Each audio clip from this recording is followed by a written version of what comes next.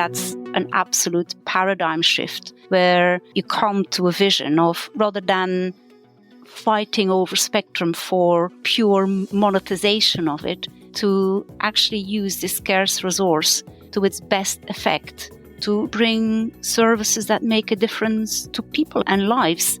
Hey SpaceWatchers, this is Space Café Radio, your channel about trends, great people and awesome conferences. My guest is Anne Vandenbroucke, the Chief Regulatory Officer of Rivada Space Networks. We spoke about the current milestones of Rivada satellite filings, the challenges in regulation, and about frequencies as resources. I'm Torsten, publisher of SpaceWatch.Global. This episode is supported by Rivada Space Networks. Enjoy our conversation. A few months ago, in September 22, you joined one of the most exciting satellite communication constellation startups, and that after an absolute outstanding career in the leading satellite operators, so like Inmarsat or Avanti. Why this new challenge? I guess, Torsten, first of all, thank you for having me on your Space Cafe talk. I'm a great fan of it, and I feel a bit humbled, but also very proud to take part in it. Yeah, I guess I'm the kind of woman that needs a challenge to give a bit of a ventilation to the fire I have in my belly. I've been passionate my whole life about being on the cusp of where technological excellence meets with international law. And Rivada absolutely hit the sweet spot. It mixes several topics that are super important to me, which is being a constitutional lawyer, is where tech for good can be realized and where NGSO finally can deliver the promises it has made to the satellite world. Satellite industry is very much booming. If you need a challenge, that is the place to be. And I guess what really clinched it was, how can you refuse an invitation from somebody like Clemens Kaiser to join a herd of greybacks? Okay. It's what he said. He said, I didn't want to go into that, but I hear you. But why Rivada? So what makes them special? What makes them unique? It's exactly that. You know, I came to a point in my life where I've been around the world in a suitcase 20 times. And if you do international space law and you do TU regulatory matters, that you're going to have a transient life in hotel rooms. And what makes you tick at the end of the day is to have an interesting job, but also with interesting people. And when we had a major roundup meeting last, Clemens said, this is probably one of the most stressful meetings in satellite industry. And look at it. Nobody's shouting. Nobody's crying. So you're there with a number of people on top of their game, all giving their best and contributing equally, feeling like a complementary team, not doubting each other. And that is what sets Rivada apart. Of course, we're going to talk about its unique technology, but actually the opportunity to bring everything, all the baggage I collected during my lifetime experience, all the contacts I made, to bring that together as part of this team of greybacks to realize the unique system Rivada is. Yes, that's a challenge I didn't want to pass. But it sounds that you will be back in the life of staying in hotel rooms, negotiating all night and having the ITU fun, correct? That's absolutely correct. And that's why it needs a worthy cause. And that's Rivada. Let's talk about ITU. In many talks with the ITU, we see that based on their geo regime, they have also put in place a very stringent regime for LEO or NGSO. Let's talk about your filing and your milestones. We covered the past in previous interviews with Declan Ganley and Severin Meister, but maybe you can connect the dots to the current status. That's a pleasure. It's what I live and breathe these days. It's true that the ITU has put rightfully a framework of milestones in place, but that framework does allow a relaxation of the first milestone for a number of qualifying systems. And Rivada is one of the systems that qualifies for that.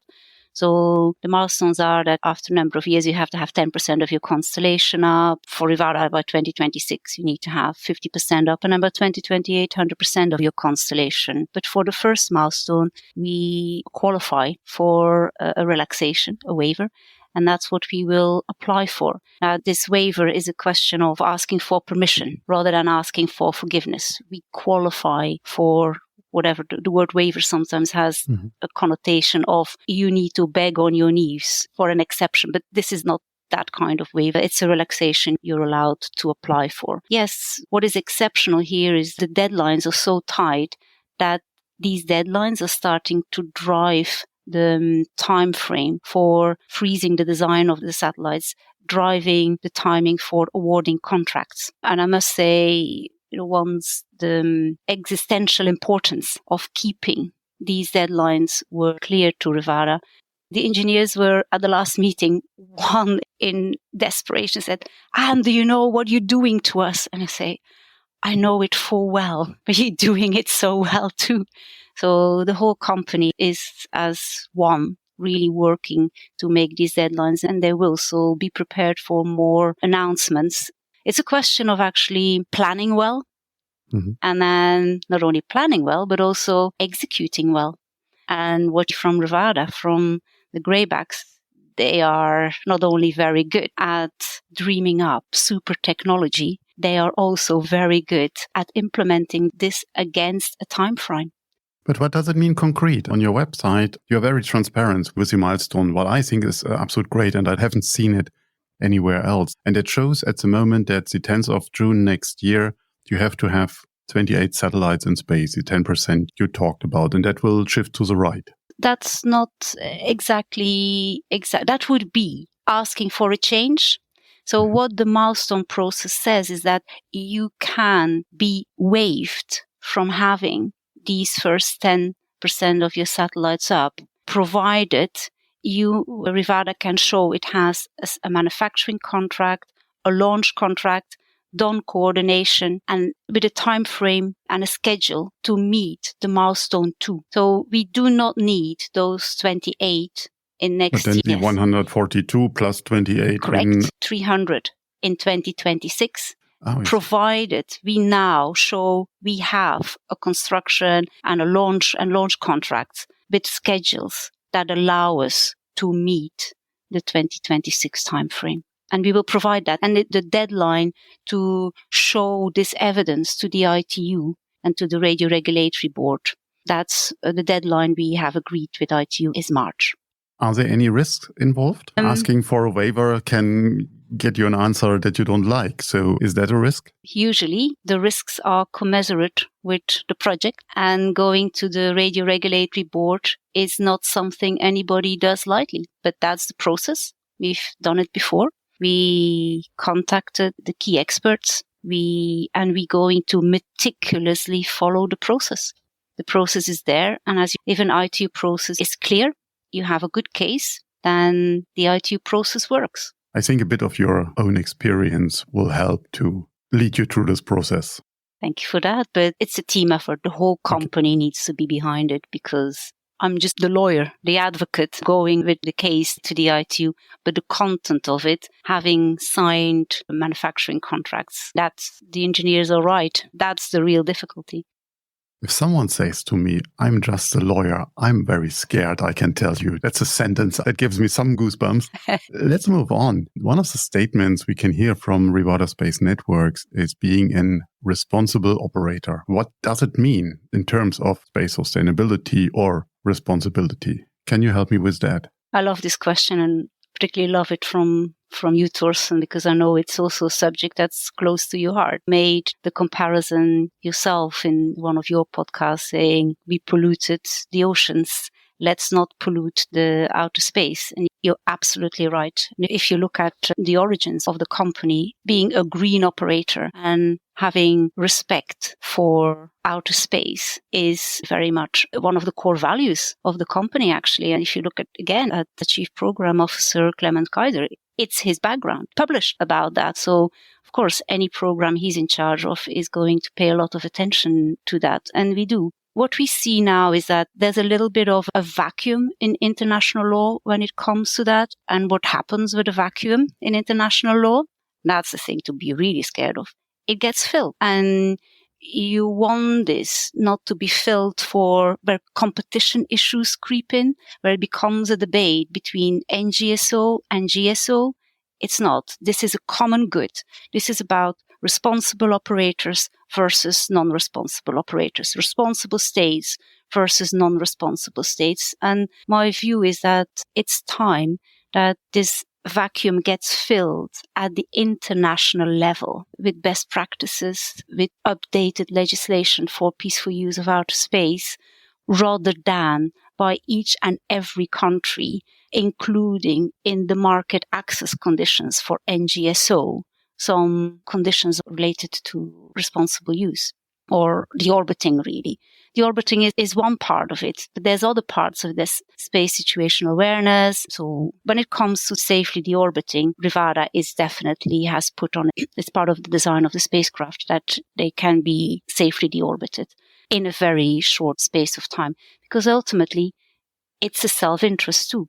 You don't want the Kepler effect to be there, and that there are really orbits that become unusable. Can you give me some more concrete measures that you take in that area? Because as you mentioned before, we are quite deep in this area of space situational awareness, space environmentalism, and engaged. So I would like to hear something more what you in your responsibility will put in. The orbiting is one. We have the long-term sustainability guidelines agreed by consensus at UN Copios a few years back, but it's still lagging the implementation in many countries. We have countries without a space law. We have countries which doesn't even have an actual current space policy. So whatever you can try to be responsible might not fall on fertile ground. How to bridge that? I guess it's, as often when it comes to international law, it's not a question of refusing to implement. It's a question of not knowing about it. So point number one, as you can expect, is when we go around the world, this is one of our important messages. Don't invent the wheel. There is legislation and there's frameworks out there which you can readily implement. So this is a capacity building exercise. And if you look at the last Plenipot, they adopted very much a resolution that speaks towards international organizations like the I2, like UNCPOS, to work together on capacity building. And we have at Plenipot itself already, we have approached those organizations to say, please, Rivara is absolutely happy and very keen even to play a part in the capacity building. So that's the first thing. It's regulatory actions to promote those frameworks which we easily abide by. And then it's also pushing the envelope a bit to say, we can do even better than these guidelines. Countries, if you look at measures, don't put the bar too low. And then the third thing is to put our money where our mouth is. And it's actually do ourselves what we preach, which is have our spacecraft being capable of abiding by those rules, primarily having the inbuilt system for it to be deorbited quite quickly. Let's have a look a bit more on the technology and the business goals. You're aiming for very high, secure space networks. That is a market where a few very prominent actors are active already. OneWeb and now Starlink with Starshield. On the other hand, Europe is looking for more autonomy in this area with the IRIS-2 now confirmed, the secure connectivity constellation. And you openly, in one of your press releases, said you're bidding for that.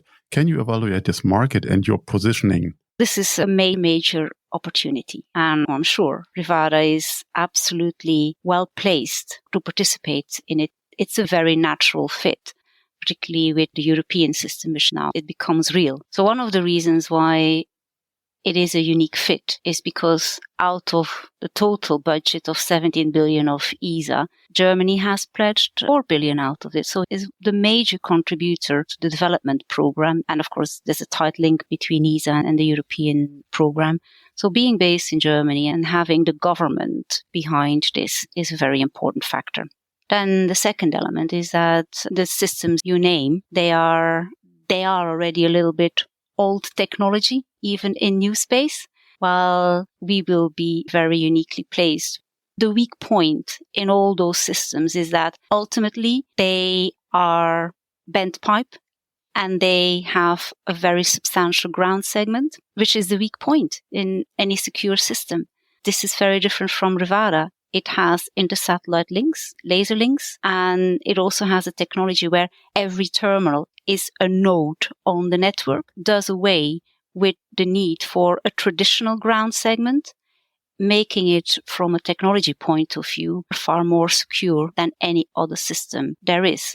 And then the other thing is, of course, living in the UK, I see every day what the outfall is of the UK having left the EU. But OneWeb is a UK system, even when it goes together with Eutelsat, while Rivada, being German-based, is 100% EU-based, which qualifies it from a geo point of view, I guess. Now, Rivada is an international system. And of course, it has 2 filings, so it has a lot of flexibility to organize itself and organize its constellation. So it has a part that plays fully into the European system, while it can then still doesn't preclude it from providing secure communication to other governments or other users in the world, which I guess is also a quite unique position. We can be both. And then thirdly, why it is a fit is it's because we are doing that already. We don't need to turn ourselves in twists and bends. It is what I say, a natural fit. It's what we do anyway, or the services we plan for anyway. Thank you for that summary. I would like to use this chance having you in this talk as an outstanding expert in regulation. Would you mind to share with us some thoughts about future of regulation in the light of the scarcity of frequencies, the rise in the numbers of actors, the growing demand and for services like you just described before? So where are we heading and what would be on your wish list? Thank you, Torsten. I nearly was in this false sense of security of what a cozy interview this was, and then you go and press a button, say spectrum scarcity. To answer the question, I'm a firm believer in fairness and fair access to spectrum. So when I saw at one last WRC, the very, very aggressive message about spectrum scarcity from 5G operators who had already, like the majority of the spectrum, were going after the only lot of harmonized spectrum left, while they had won at auction lots and lots of spectrum for 3G and 4G, which they have left unused. It really fired me up because it seemed to me like there was a camp that was going after spectrum that had the potential to bring the first means of communication in favor of a sixth means of communication for people who already had 5. I guess what I would like the international regulation and the frameworks to move to is, as I said before, first of all, sustainability of space. But when it comes to spectrum, things may change now that we're going for a converged world where you see that terrestrial and space systems start to talk to each other and you have, all we need is our mobile, but it should work over a satellite network. And that's really sincerely hope that's an absolute paradigm shift where you come to a vision of, rather than fighting over spectrum for pure monetization of it, to actually use this scarce resource to its best effect, to bring services that make a difference to people and lives. You also see in this converged world that you see it, first of all, in the satellite world itself, where NGSO systems say we need to also have an NGSO component to our network, that with all the major operators for Rivada itself and for our own policy positioning, we definitely will come from the point of view that we want to be part of a converged world with other satellite systems and who knows, with terrestrial systems. And let me ask you one final question that brings it together. So if you would do the 90-second elevator pitch to someone, why Rivada? What is it? I would say that Rivada is different. And I would say that Rivada is honest. because a lot of systems have started their story by saying we will connect the unconnected. And that's not exactly what Rivada is saying, even though ultimately they may connect the unconnected more than some of the systems for which it's their slogan. Because of its uniqueness, it's very attractive for users in oil and gas, governments, the paying customers. Rivada goes about it the right way because it has a unique concept to leverage off the sustainability of the system which is created by the business and the government customers to put spare capacity on a platform, a bit like eBay or like in the electricity world. It's a very, very disruptive business model, actually, because allowing on a platform for everybody who's interested in capacity to, in a very transparent way, have access to it means that its promise and its ability to appeal to local entrepreneurs to pick up this gold dust of satellite capacity and capability and then initiate or provide services to connect people in areas where it's not that obvious to have terrestrial connectivity, or in areas where other satellite services are not necessarily affordable. I think if I give the elevator pitch, it's watch this space for Rivada. Yeah, it's a long elevator pitch. I wish you and the entire team of Rivada all the best for the next milestones and the ongoing RFP and all of the things, all of the goals you have on your list. Thank you very much for your time, Anne. What was a great interview. Really liked that. Thank you, Torsten. There's a lot that resonated with me and gave me further thinking. I'd like to thank Anne for her time and the entire team at Rivada Space Networks, Melanie and Anna, that made the Space Café Radio possible. If you want to stay on the pulse of the space industry, please visit our website at www.SpaceWatch.Global and subscribe to our newsletters. And of course, don't forget to become a Space Watcher. I'm Torsten Kriening, publisher at SpaceWatch.Global, your independent perspective on space.